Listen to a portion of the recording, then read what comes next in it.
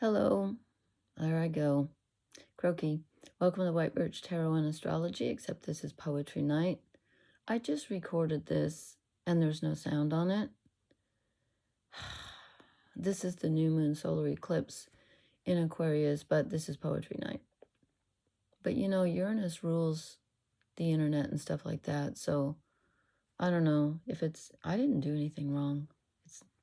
I'm not taking responsibility. Anyway, I thought I would read a couple of poems. Now I'm super croaky because it's late, and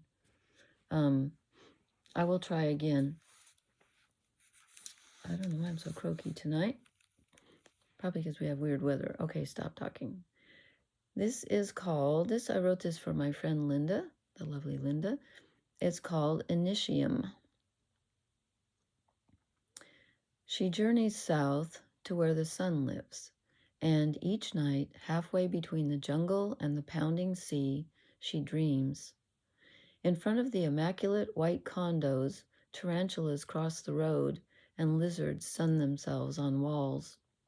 When she slips into the pure blue waters of the Caribbean, her hair floats wild as seaweed, and her legs move to strange rhythms.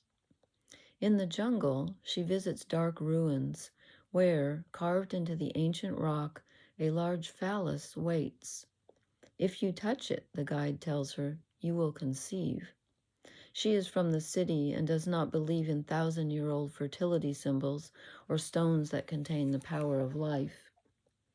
She reaches out her hand and opens her lips to smile for the photo. Her breath mixes with the breath around her, and atoms awake at the touch of her hand. Inside her, it is high tide.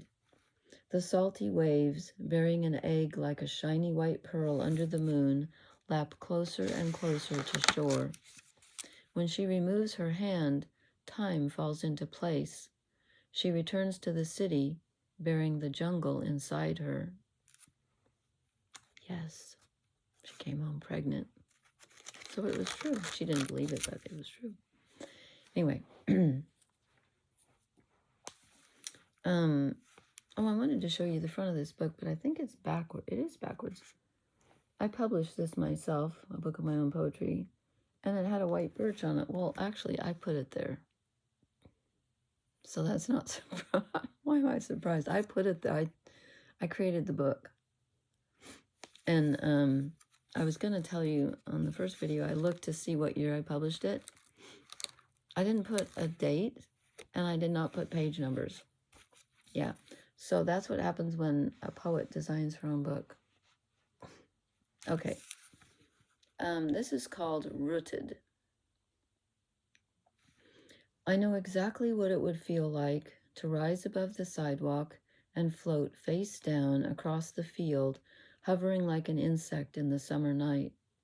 But my feet are weighted to the earth, my eyes the only part of me that can ascend, connected to the stars by waves of light falling through space for hundreds of years.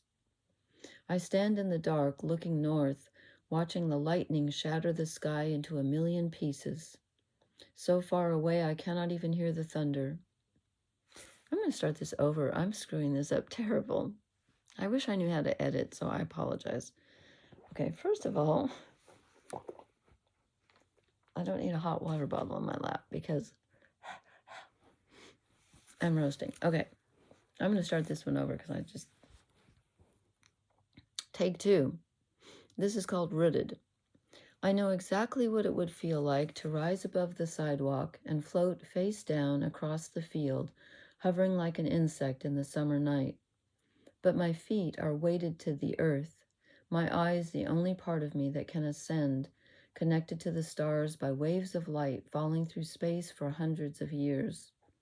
I stand in the dark, looking north, watching the lightning shatter the sky into a million pieces. So far away I cannot even hear the thunder.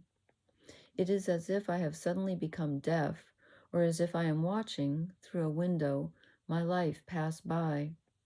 I have not always been alone, but when I look behind me, I see an endless tunnel of dark nights wandering.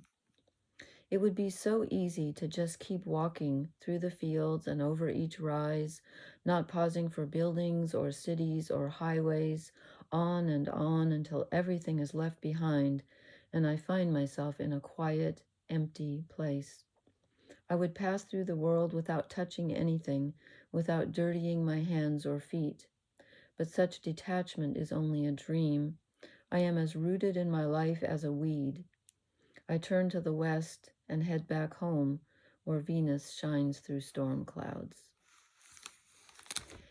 Okay, I hope everyone has a very happy new moon solar eclipse in Aquarius, and should be surprising and interesting. Anyway, thank you for listening, and I will talk to you later. Good night.